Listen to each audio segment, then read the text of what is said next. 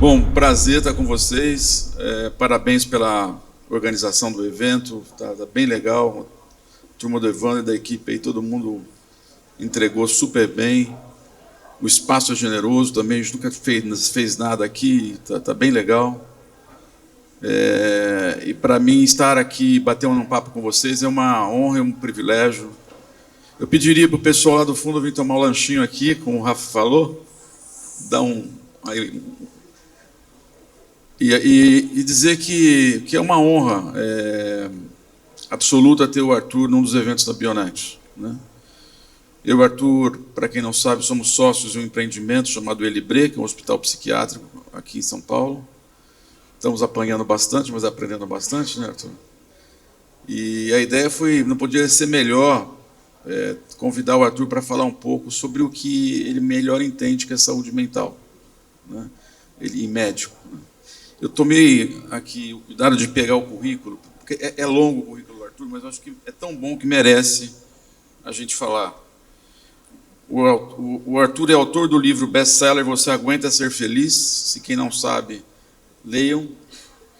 Em parceria com Nizam Guanais, colunista da Forbes e cofundador da Caliandra Saúde, graduado em Medicina pela Faculdade de Medicina do ABC e pós-doutorado na School of Public Health, Johns Hopkins University, nos Estados Unidos. Tem livre docência pelo Departamento de Psiquiatria da Faculdade de Medicina da USP. Foi presidente da International Council on Alcohol and Addiction. Desde 22 é presidente do Conselho Diretor do Instituto HC do Perdizes e é presidente executivo do Centro de Informações sobre Saúde e Álcool desde 2004. Arthur, acho que esse papo aqui é mais informal possível, né? Até a gente fez uma reunião prévia, se a gente devia ter algumas fichinhas, alguma coisa específica para conduzir, eu e ele viemos por risco, né, de a gente não precisar dessas fichinhas, e perdoe se a gente falar alguma coisa fora do trilho aqui. Mas eu gostaria de começar a provocação, e depois deixar a bola pingando para o Arthur, dizer que a gente vive dois grandes momentos em termos de percepção da sociedade, que é inteligência artificial e saúde mental. Então, isso, de certa maneira, é uma moda, ou é uma coisa que vai ficar, as duas coisas, né? Como é que elas conversam agora, no meio do futuro? O que a gente consegue enxergar, do ponto de vista médico, esse momento e um momento futuro, né? Eu queria ouvir você, Arthur, o que significa esse momento com esses dois elementos com tanta ressonância na sociedade? Bom, posso já? Maurício, bom dia, obrigado pelo convite, muito honroso, e a primeira surpresa que eu tive quando você me fez o convite é o que um médico psiquiatra vai estar fazendo num evento, é o 15º Fórum Técnico Bionexo 2024, né? Por quê? Quer dizer, tá bom, nós temos essa ligação, você e eu, por conta da outra clínica, Maurício, mas aonde que a saúde mental entra aqui, talvez de forma muito interessante em cada um de vocês. Então, o primeiro passo, como eu já fui keynote speaker em outros eventos, eu tomei nota de algumas coisinhas, que eu queria fazer um breve resumo para falar o que o psiquiatra entendeu do que vocês falaram. É a mesma experiência que um de vocês chegar naquela clínica que nós temos, Elibre, e de repente vocês perceberem que tem lá 15 pacientes e não tem nenhum médico. E um de vocês vai ter que tomar conta e vai fazer um resumo depois do que vocês viram lá. Então, tem termos novos, tem conceitos novos, e eu gostei muito do convite, então. Deixa eu ver se eu entendi o que... Bom, o Rafael começou falando, então, um histórico aqui, 2009, na verdade começou em 2000, né, desse crescimento espantoso que a Bionexo tem. Eu tomei nota aqui, um crescimento de 1.900% dos clientes, 1.530% do volume transacionado. Quer dizer, puxa, coisa gigantesca, né? Ele falou também sobre o ciclo de suprimentos, e trouxe esse conceito bacana que a gente até podia levar para outra clínica lá, Bionexo 360, né? Basicamente, eu acho que o que o Rafael falou foi o papel, a missão da Bioneto, se é que eu entendi, é transformar a saúde através da tecnologia.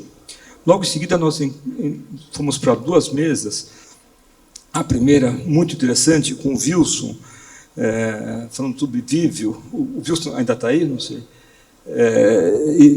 Basicamente, o que o Wilson falou é o seguinte: a Vivio são 4 vertentes, digamos assim, mas o que manda mesmo, o que coordena a espinha dorsal lá, é a Mafra, né, que trabalha muito com hospitais e clínicas. O Wilson falou uma coisa que eu tomei nota, que eu achei legal. Como que eles resolvem as coisas? One stop shop, né? Resolve naquela hora o mais rápido possível. Achei bem bacana. E o Wilson também falou que o mercado está balançado aí, e eu pensei, isso está ligado à saúde mental. Quer dizer, esse mercado balançado provavelmente deve trazer insônia, ansiedade, angústia, depressão, insegurança. Eu não vou perguntar para cada um de vocês como é que foi a noite passada, de ontem para hoje, mas pode ser que alguns tenham tido uma noite maravilhosa, pode ser que outros tenham tido noites mais entrecortadas, com dificuldades. Em seguida, o Keaton começou a falar. Eu fiquei impressionado, dizer, como que alguém com 2 semanas de Amil fala tão bem, né, sem ter nenhum slide, nenhum diapositivo assim, né? Ele falou então do momento importante, que é o check-in. Eu não sabia, quer dizer, agora os pacientes já podem ser reconhecidos facialmente, né, e os sinais vitais antes de passar pelaquela triagem inicial bacana. Ele colocou o conceito de redes neurais dentro do planejamento, e isso levando a modificar ou a entender melhor o estoque. Achei maravilhoso, não sabia disso também. E a dificuldade em automação, né? Porque, pelo que eu entendi, o que o Tom falou, ainda é um processo lento, ainda que a palavra automação traga na memória de cada um de nós assim, uma ideia de uma rapidez. Ele se queixou que o processo ainda é lento, porque depende também muito de pessoas, né? O Keaton colocou ainda a prevenção muito pouco falada. Então, o modelo ainda é um modelo clássico de atender o doente, de atender os problemas, né? E trouxe a ideia bem interessante de prevalência por região. Adorei o que ele falou também, né? Ele também falou sobre tratar os dados antes de trabalhar com os algoritmos, né? Exemplo, então, ele colocou os laudos das ressonâncias magnéticas. Ele falou ainda, que eu fiquei surpreso, mas acho que eu concordo totalmente, 85% dos exames pedidos, e olha que eu também peço exames, vêm negativos. Será que a gente está fazendo algum pedido de forma equivocada? Por último, o Wilson voltou a falar um pouquinho sobre análise histórica versus análise preditiva. Isso é o sonho de todo mundo. Eu tenho uma clínica que tem 30 médicos e psicólogos, e eu recebo um caso novo e eu vou encaminhar para um desses médicos. Quem é o médico que vai atender melhor aquele caso novo? Se eu tivesse algum fator preditivo, se eu tivesse alguma dica, olha, aquele médico já atendeu pacientes mais velhos e responde de uma forma melhor. Aquela médica trabalha mais com depressão. Mas quando ela vai cuidar de algum adolescente, ela é muito ruim nisso. Então, um fator preditivo aqui seria super bom.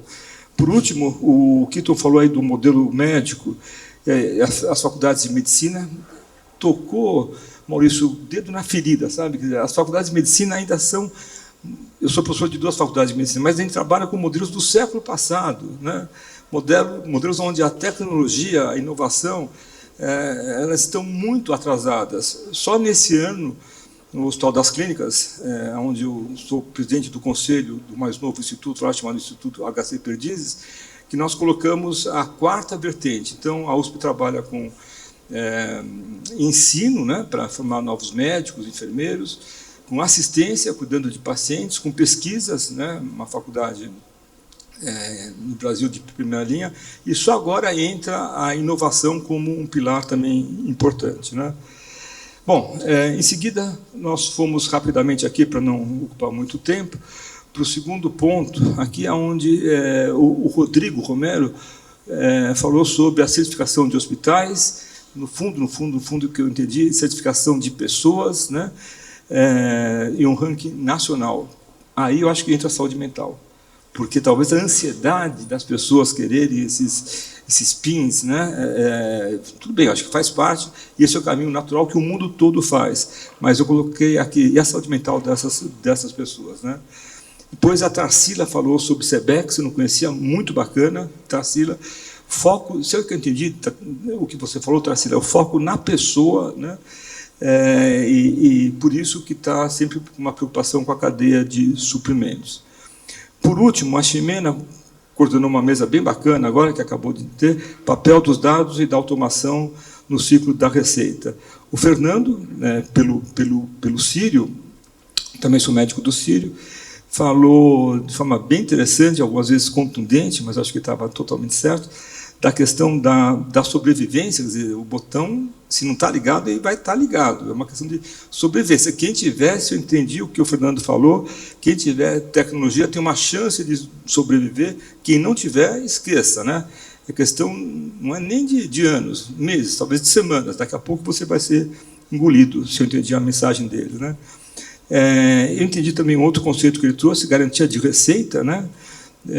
Onde você monitora os indicadores, para mim foi uma novidade bacana, e o que ele falou, e aí outra vez entra Maurício, saúde mental, ele falou, olha, o assunto é processo, processo, processo e processo. Tem que ter uma obsessão. A obsessão é do meu campo. Então, estou entendendo porque talvez eu tenha sido convidado, né? Uma compulsão, ele falou, né? Gustavo do Fleury também falou super bem, falou da importância dos processos, né? Ainda lento, né? Falou especialmente, Gustavo, em relação ao back office, né? Na frente o pessoal está fazendo as coisas, mas o pessoal lá atrás está de uma forma lenta ainda, e a importância do bendito prazo médio de recebimento. Eu não sei o que é isso, mas isso foi falado algumas vezes. Maurício, no nosso primeiro contato, já vai um ano aqui, você me ensinou uma série de termos que não eram da minha área. Private equity,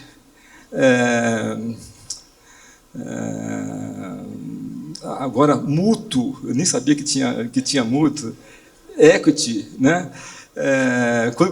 Quando empata, como é que chama? Despesa igual o break-even, né? Uma outra.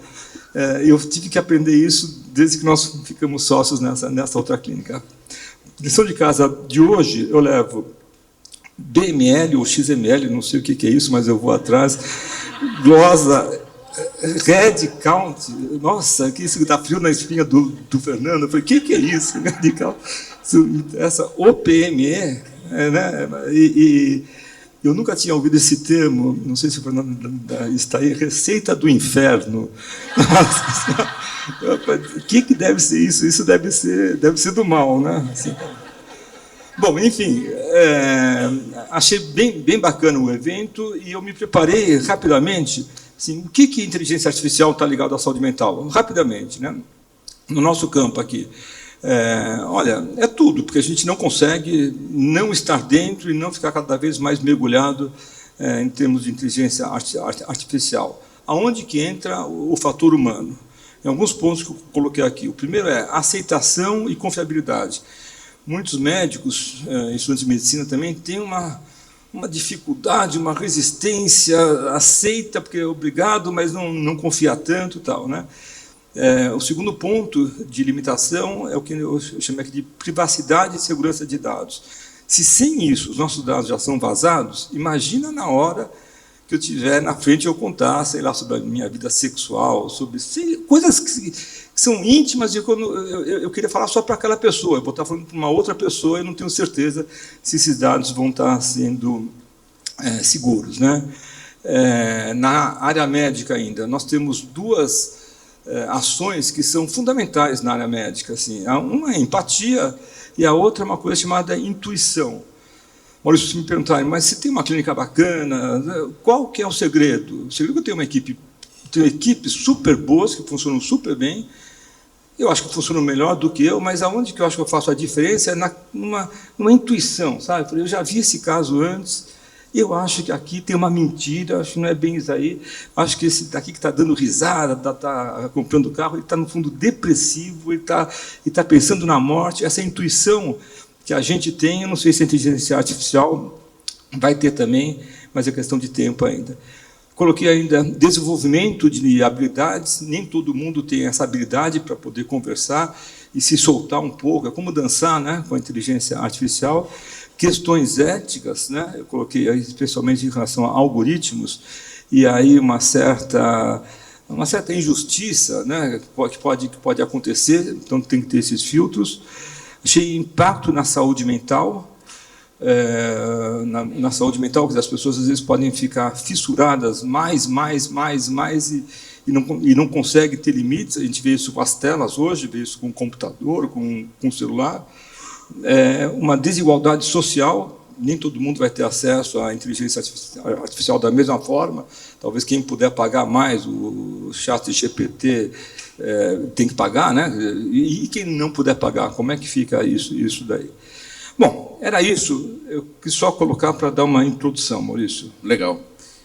Você fez chutou a bola dizendo, olha, a saúde mental e inteligência artificial, de certa maneira, vão andar juntas, né? Em que medida que você consegue ver isso hoje e como é que você vê isso daqui, sei lá, 5 anos, no sentido da qualidade do atendimento médico,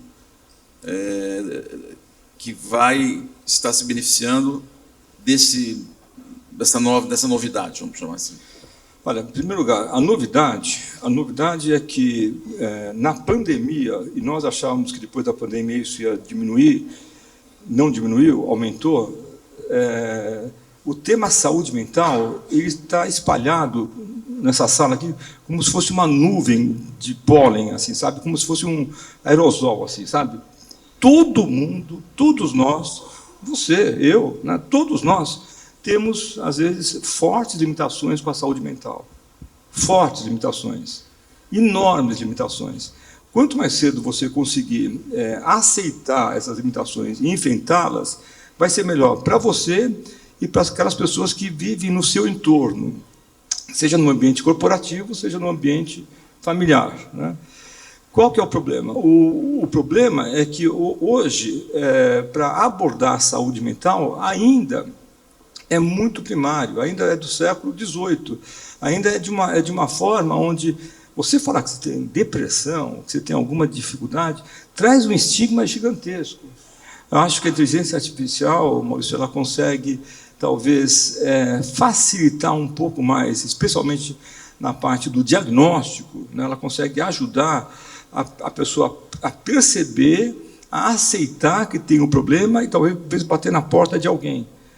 Um médico, não precisa ser psiquiatra, viu? Pode ser um médico clínico, um psicólogo, às vezes assistente social, um enfermeiro, alguém que tenha uma habilidade, o pessoal de RH acho que tem mais habilidade do que psiquiatra, às vezes. Eles são super bem treinados a ter essas identificações. Então, eu vejo a inteligência artificial como alguma coisa que vem num volume gigantesco, muito forte, e que a gente vai ter que lidar com isso. Na minha área ainda, a gente lida com um outro tema importante, que é realidade virtual. Então, por exemplo, pacientes com problemas de álcool, de drogas, a gente coloca aqueles óculos, né, e eles simulam que eles vão ou para uma balada, ou para um bar, ou um churrasco com os amigos, tal. Como é que eles lidam com essa situação, que são, entre aspas, gatilhos, que eles ficam muito preocupados onde tem a recaída? Então, eu vejo isso como uma oportunidade de melhoria crescente. O Arthur, da sua experiência clínica, que você consegue distinguir, quando o paciente chega, o impacto que aquela pessoa está tendo do ponto de vista tecnológico? Você consegue ver pacientes que vêm com alguma dor específica de ansiedade, etc., e pontuar a tecnologia como sendo um gatilho importante? É uma coisa que isso aparece na clínica? É fácil identificar? Não é fácil identificar, isso aparece com uma frequência cada vez maior, especialmente em situações onde tem, vamos colocar uma geração mais jovem, onde é natural a habilidade com diversas tecnologias, e gerações um pouco mais, nas nossas gerações, né? Eu lido com equipes, mas uma delas tem 34 pessoas, todos aí entre os 35 e 40 anos de idade, 45 anos de idade, né? São ágeis, mas são rapidíssimos, né? Me ensinam muita coisa. Não tem duas coisas: eles não têm a experiência e eles não têm uma certa humildade, que só a idade traz isso. Traz uma arrogância. Me chamam de professor o tempo todo, porque, de fato, eu sou professor deles. Mas eles ficam me ensinando o tempo todo. Por isso que eu ando com um caderno. Meu caderno está aqui, eu tenho uma caneta. E quando senta alguém na minha frente e quer me explicar como é que eu devo fazer o tratamento, e a pessoa é muito jovem, não é que ela está errada, às vezes ela está certa, mas eu vou tomando nota. Você se importa de eu tomar nota? Ô, professor, o senhor está sendo irônico comigo. Não estou sendo, porque, de fato, eu, Arthur, cada vez mais eu acho que eu sei menos. E eles, ao contrário, cada vez mais acham que sabem mais. Então, eu vou tomando nota, meu caderno está cheio de boas notícias aqui. Dependência tecnológica existe, é forte, ela depende muito, Maurício, de exemplos que os jovens têm na frente, né? Então, quando vai para a mesa de jantar, quando vai almoçar, está com a família, e todo mundo tira o celular, um ao lado do outro, em vez de conversar, ficar colocando lá. Olha, não precisa nem ser médico, né? Qualquer um fala, isso não é normal. Vai nos restaurantes, nós vamos aí perto, todo mundo também fica, em vez de... A gente não conversa mais, né? Eu acho que tem uma frase, Maurício, que eu gosto, que é o seguinte: o exemplo, e aí é o nosso exemplo, dos mais velhos, o exemplo não é a melhor forma de você ensinar alguma coisa para alguém. Ponto. É a única. Se não somos nós que damos o exemplo mais saudável, se não são vocês que dão os exemplos mais saudáveis, em termos de família, em termos de equipe, em termos de colaboradores, de quem vai vir o exemplo? Do governo? Não vai vir. Governo federal, estadual, municipal, não vai vir. Das igrejas também não vai vir. Dos clubes também não vai vir. Dos outros amigos, das redes sociais, não vai vir também, ao contrário, né? Pensando um pouco fora da iniciativa privada, né? De pegar a população que não tem acesso aos bons médicos, a rede de saúde mental em alguns lugares são deficientes, né? Ou ainda é deficiente. A gente viveu, sei lá, nos últimos 10 anos, o Dr. Google, que todo mundo vai no médico já com diagnóstico, né? Você vê que a nova fase vai que o paciente já vai com o Dr. ChatGPT, não só mais com diagnóstico, mas também com tratamento. Como é que você vê essa possibilidade? Maurício, eu fui, durante 5 anos, de 2017 até 2022, o coordenador do programa Redenção, que cuida da Cracolândia, na região central de São Paulo. Trabalhei junto com o prefeito, ex-prefeito, então, João Dória, depois o governador João Dória, né? E fiquei até com esse prefeito atual, quando eu fui assumir esse outro cargo aqui dentro do HC. Eu vou falar uma coisa que fica até um pouco desconfortável para mim mesmo. Em nenhum momento, o fator financeiro foi fator limitante. Dinheiro para essas coisas tem. Segunda coisa que eu não sabia, assim, o SUS é muito bom, O sistema que existe para cuidar da saúde mental, o CAPS, né, Centro de Atenção Psicossocial, e tem CAPS AD de álcool e drogas, no município de São Paulo é uma coisa gigantesca. Nós temos 100 CAPS, 100 CAPS. Sim, aqui, a 2 ruas tem um CAPS, né, na Horácio Laffer. Então,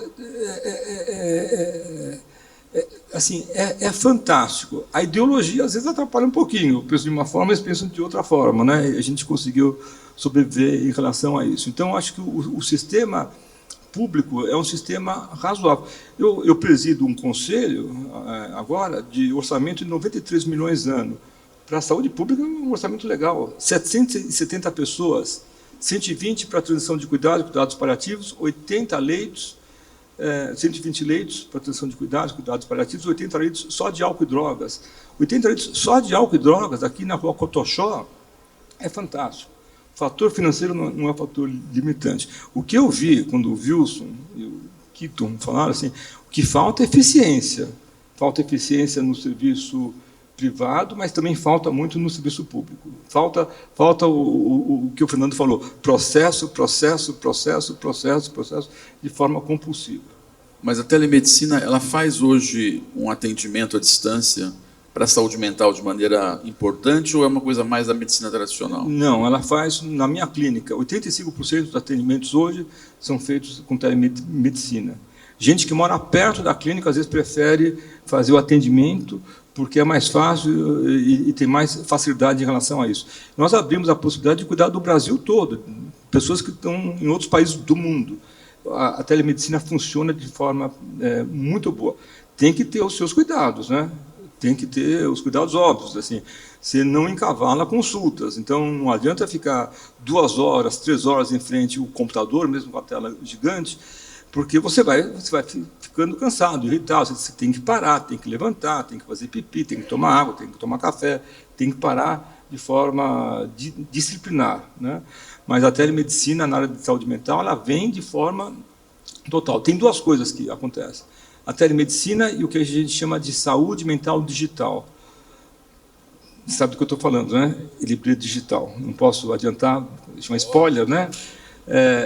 Só o atendimento puro, assim, ele é importante, mas nós estamos olhando para um outro patamar onde novos desafios se impõem, especialmente no diagnóstico digital, que não vai referendar tudo, mas vai dar a sugestão de que tratamento aquele paciente pode fazer.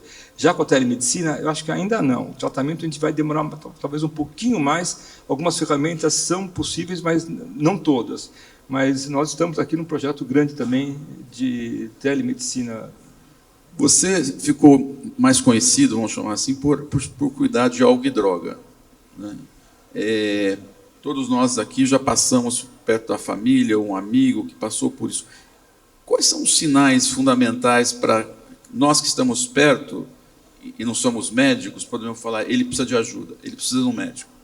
Olha, ele precisa de um médico quando o comportamento dele, pelo uso do álcool, pelo uso da droga, causa um prejuízo para ele, onde 100% vai ter uma negação.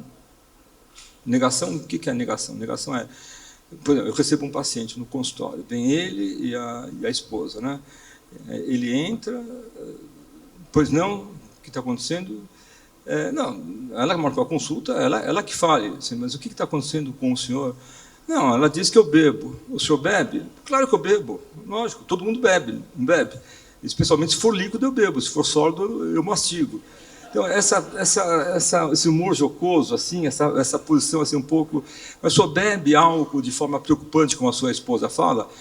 Pelo amor de Deus, doutor Arthur, imagina, às vezes eu abuso um pouquinho só, mas eu não bebo, como ela fala, é uma negação. Segundo, tem uma onipotência. A onipotência é, eu paro de beber quando eu quiser. Só nesse ano, 2024, eu já parei de beber 6 vezes. Então, não vale também. Para e volta, para e volta, para e volta. E tem a projeção. A projeção é o seguinte, sabe por que eu bebo? Eu bebo porque ela é muito chata. Ela é muito chata, né? Eu bebo porque, sei lá, teve enchente no Rio Grande do Sul. Eu bebo porque o dólar está não sei quanto. Eu bebo porque a minha empresa fica me cobrando. Eu não sei por que eu bebo, mas então sempre tem uma desculpa por que a pessoa bebe dessa forma, né? Então, o diagnóstico ele é a parte fundamental, mas ele é difícil de ser feito. E não adianta, no primeiro contato, você falar assim, o senhor bebe? Nunca mais o senhor vai beber na vida, o senhor entendeu bem? Ele vai embora. Eu queria que nunca mais ele bebesse na vida mesmo, mas não é a melhor tática. A gente precisa de alguma coisa que talvez a inteligência artificial possa nos ajudar no futuro. Qual que é o momento certo daquela pessoa entender que nunca mais ela vai poder beber na vida? Muito interessante. Bom, eu acho que nós temos aqui 20 segundos para terminar. Eu queria deixar aberto para alguma pergunta para o Arthur, se vocês tiverem, e depois a gente faz um fechamento. Oi, eu queria fazer uma pergunta.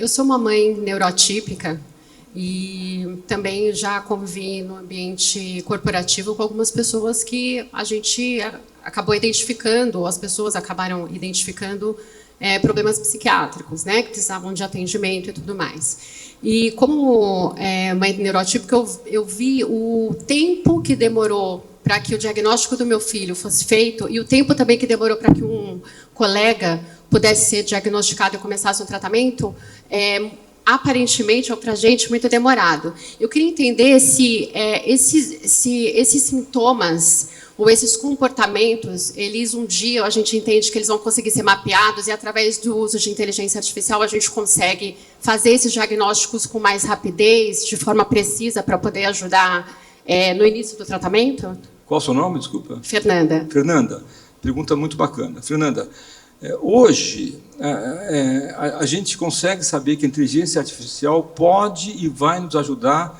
rapidamente esse ano, 2024 ainda, né? Estou falando. No diagnóstico. Segundo, naquilo que nós chamamos de diagnóstico diferencial. Será que, junto com isso, tem uma outra doença, tem algum outro problema que eu não estou conseguindo ver? Terceiro ponto, no que nós chamamos de comorbidades. O que é isso?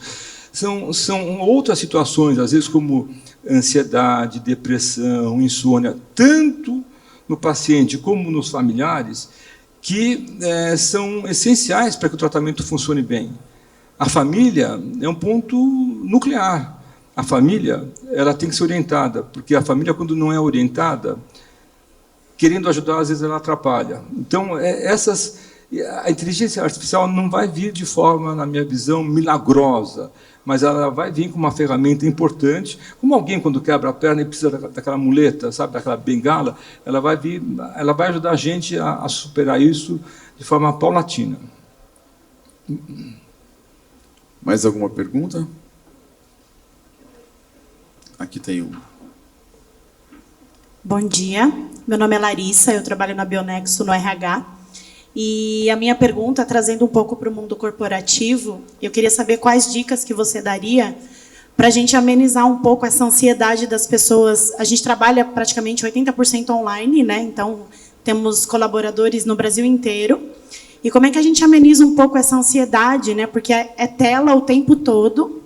E que dicas você daria para a gente diminuir um pouco essa ansiedade e para que a gente não tenha burnout? Porque é um tema muito comum e a gente sabe que ele está cada vez mais forte dentro das companhias. É isso. Pergunta fácil, Larissa. Antes do Arthur responder, a minha reação é dizer, manda todo mundo voltar para o escritório. Essa é a primeira coisa. Larissa, olha, em termos práticos, nós trabalhamos junto com o pessoal do Círio, não sei se o Fernando ainda está aí. Lá no Círio tem um programa chamado Cuidando de Quem Cuida. Então, a gente tem, número 1, tem que cuidar das pessoas que cuidam dos outros. Se eu tivesse que apostar em alguma coisinha, apostaria em cuidar dos líderes. Porque o líder, muito mais do que o médico, então, o médico do trabalho, assim, nada contra, mas é o líder que consegue saber, na sua equipe, quem é aquela pessoa que está tendo alguma dificuldade, que está tendo alguma vulnerabilidade, que está chegando atrasado, que está faltando, que não está conseguindo entregar aquilo que ele conseguia entregar tão bem antes. Número 3, eu acho que esporte é uma atividade importante. Qualquer esporte. Eu faço Ironman, né? Ironman você pedala, você nada 3,8 quilômetros, você pedala 180 e corre uma maratona depois. Eu fiz 16 maratonas, fora as do ar. Então, eu gosto de esporte. Mas não precisa ser esse esporte. Isso aí, entre nós, é de louco, sabia? Você não precisa fazer tanto. É um desgaste. Você machuca o joelho, machuca o quadril. Não precisa. Agora, caminhada, balé. Eu conheci uma menina fazendo boxe agora, sabe? Natação. bicicleta, qualquer coisa. Se você fizer esporte, 40 minutos, 45 minutos já é suficiente. Por último, eu acho que às vezes ter um pouco, algum traço espiritual ajuda. Alguma coisa... Então, mas, Arthur, você acha que tem que ir à missa, tem que ir à sinagoga? Não estou falando isso. Pode ir também, acho que é uma coisa bacana, mas algum traço espiritual agrega. Nós estávamos, 2 semanas atrás, em Trancoso. Lá eu recebi a visita, você não tinha chegado ainda, de um pai de santo, um cara, um candomblé. Fez faculdade de medicina na USP, olha só, né? E aí resolveu escolher uma outra... sei lá, pode ser, não é a minha crença, mas aquilo lá tinha um sentido espiritual para ele e para quem estava próximo a ele, os filhos dele, assim ele chamava, né? Legal. Obrigado. Bom, queria agradecer, e está claro na cabeça do Arthur que inteligência artificial, já em 2024, no tamanho possível, vai estar impactando não só os médicos, mas os pacientes. Arthur, super obrigado. Pessoal, palmas para ele, por favor. Obrigado. Uma honra.